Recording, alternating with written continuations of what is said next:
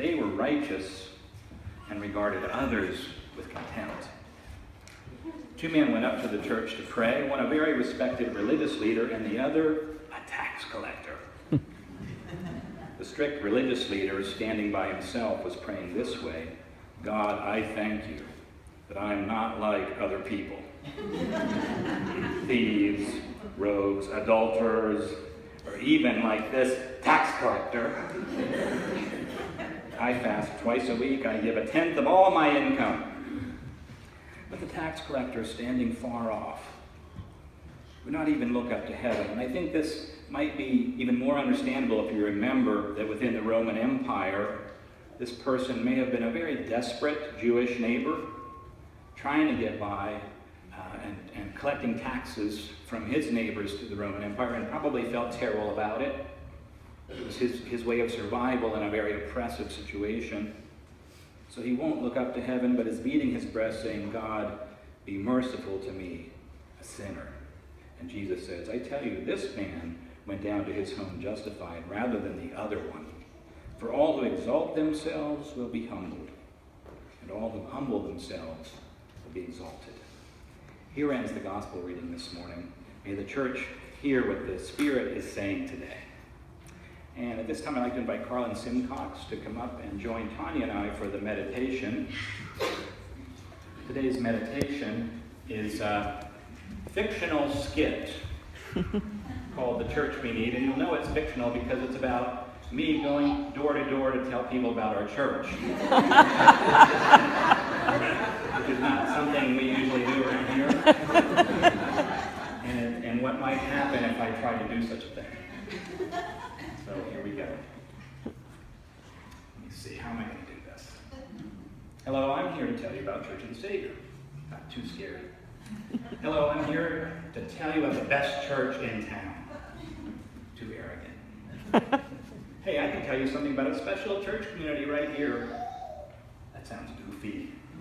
Oh, what the heck? Mom, someone's at the door. Okay, just a minute. What? What do you mean, what? What are you doing knocking on my door? What do you want? What are you selling? There are a lot of possibilities. Pick one. Who is it? Yeah, who are you? My name's John. His name is John. John who? John who? Look, I'm busy. What do you want? I wanted to tell you about a church. Did I ask about a church? Do I look like I need a church? No. I didn't think so. Goodbye. Wait. I didn't mean that exactly. Then what did you mean exactly? Well, I mean everybody needs a church. Well, that's pretty presumptuous, don't you think? Not to mention that in my experience, needing a church doesn't necessarily mean a church is going to need or want you. Well, I guess I didn't know I needed a church till I found this church, and now that I found it, I wanted to tell other people about it in case they didn't know they needed this church either. Hey, Mom, what does John want? Your guess is as good as mine at this point. You're not a very good evangelist. I know. I'm sorry. That was actually a compliment. Okay, let's get this over with. I'll ask 3 questions, you answer, then you have to go. How about 10 questions? 5 or I'm shutting the door right now. Okay, 5. Number 1, how's the music? Oh, the music is great. We sing a lot. Like what? What do you sing? Well, like, you are salt for the earth, you are salt for the earth. You don't know that one? How about Ode to Joy by Beethoven? Beethoven? They sing Beethoven. Maybe he means the Beatles, but they must sing something newer than that. You mean the Beatles? No, not the Beatles. Do you sing anything fresh? Maybe something by 21 Pilots? 21 who? Not exactly, but we have a new choir director and a new pianist, and it's getting fresher all the time. Okay, next question.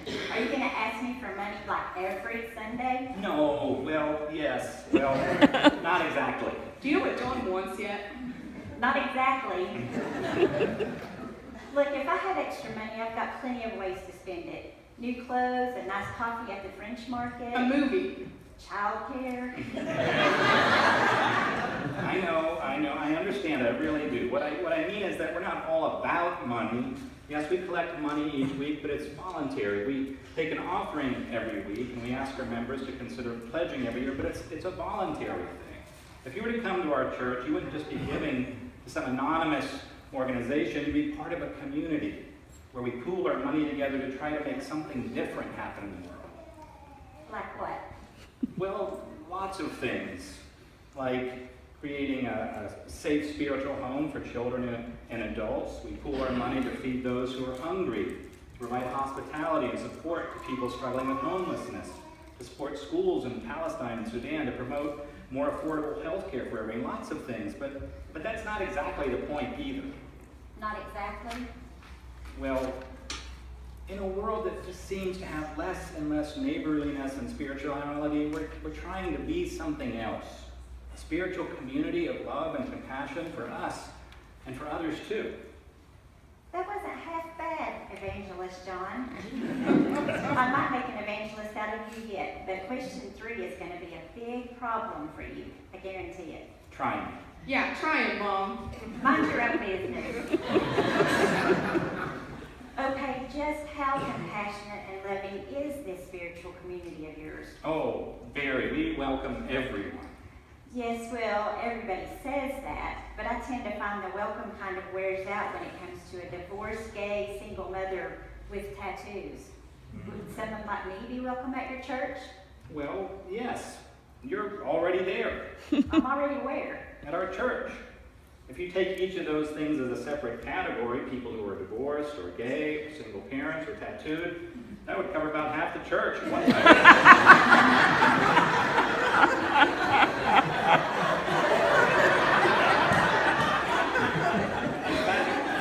In fact, our minister for youth and children has tattoos very similar to yours. But I mean, we welcome straight, married men and women without tattoos too.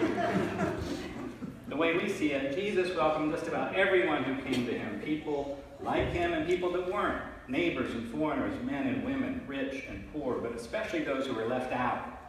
So if we are really followers of Jesus, which is what we claim to be, that's what we ought to do too. Jesus didn't look down on anyone. Neither should we. What, Mom? Just and mind your own business. I mean, we're far from perfect, but it's not exactly about us. Not exactly again? I mean, it is, but it isn't. When we gather, something happens. There's this love in our midst that moves us and changes us in some way. It's hard to describe, but it's a powerful thing. To tell you the truth, I think it's the love of Christ, at least that's what we call it. So it's not about us, it's about that love and us trying to live it together.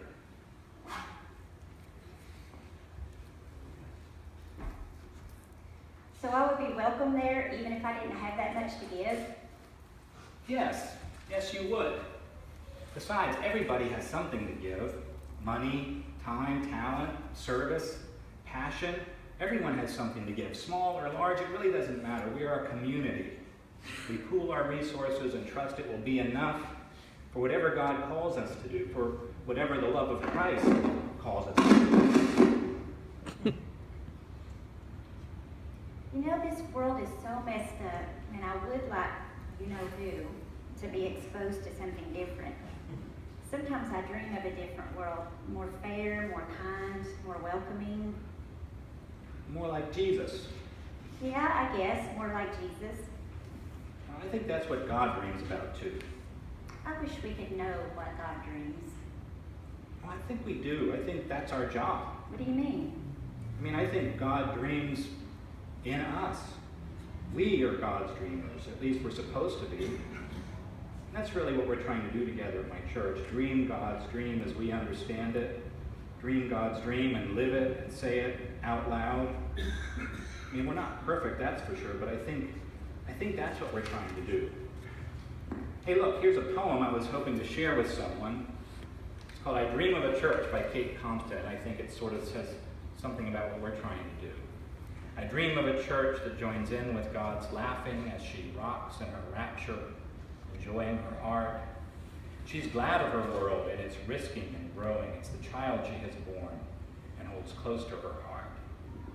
I dream of a church that joins in with God's weeping as she crouches, weighed down by the sorrow she sees. She cries for the hostile, the cold, and no hoping, for she bears in herself our despair and dis-ease. I dream of a church that joins in with God's dancing as she moves like the wind and the wave and the fire, a church that can pick up its skirts pirouetting with steps that can signal God's deepest desire. I dream of a church that joins in with God's loving as she begins to embrace the unlovely and lost. A church that can set free by its sharing and bearing, be imprisoned and poor, and then shoulder the cost. God, make us a church that joins in with your living as you cherish and challenge, rein in and release.